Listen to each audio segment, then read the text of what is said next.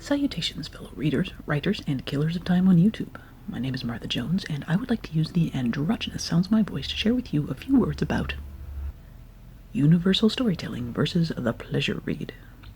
Back in high school, when I had grades writing on my questionable reading comprehension, my long-suffering lit teacher encouraged our class to ask 2 questions of any book that crossed our field of vision.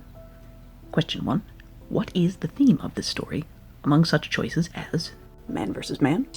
You have the ring, and I see your Schwartz is as big as mine. Man versus nature. Planet Druidia, and 10,000 years of fresh air. The way he runs things, it won't last 100.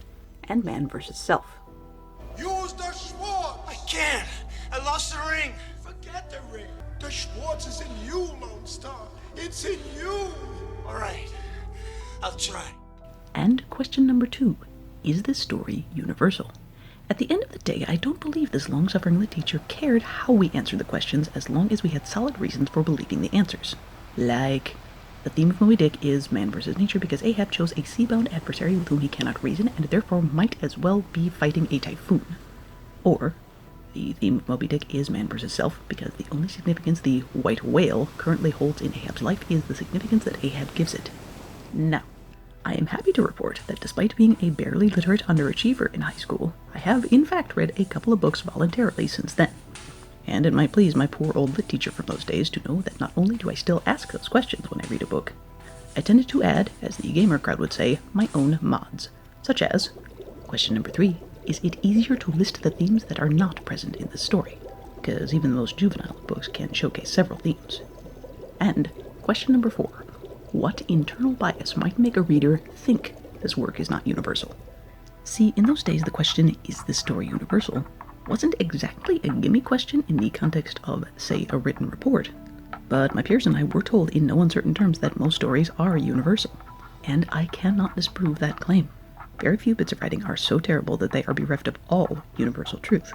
What we were not directly told, and were more or less trusted to intuit later, silly teacher, is that fiction often acts as a Rorschach, and the way we react to it tends to say way more about our maturity or state of mind than the book says for itself. For instance, attributes of a book that could make it appear somewhat less than universal might be A. The story isn't very good. B. The writer lacks empathy. C. The reader lacks empathy, which happens quite a bit in high school. Or D. Both reader and book are fine, but the reader is not that book's target audience. Now, if you are a curious reader who likes books that challenge you, or perhaps you were taught to treat all books like geodes worth cracking open to find whatever goodness may be hidden inside, that's fabulous.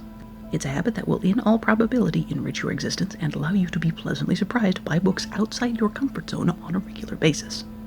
But if by chance you're a pleasure reader who merely seeks an entertaining book, or frequently abandons a story when it proves itself more unpleasant than you have the spoons for right now, that's fabulous too. There are multiple writers out there who love you as you are and are even now conjuring books that will make your life ever so slightly nicer for the reading of them. I mean, sure, it's an ego blow as the writer that first time you internalize the notion that your book is not for everyone. But you know something? I don't want my readers to be miserable.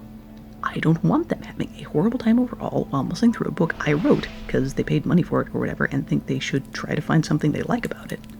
Life is short, and any time you choose to spend in a writer's world is a gift. If I, as the writer, have made you needlessly uncomfortable while inviting you into that world, you have my permission to excuse yourself and find a writer with whom you better connect. I can't dispense permission on behalf of all writers, but that's what I think. Anyway, in short, the knowledge of universal storytelling is helpful for dissecting stories, but maybe shouldn't be the first thing on your mind if you're trying to enjoy them.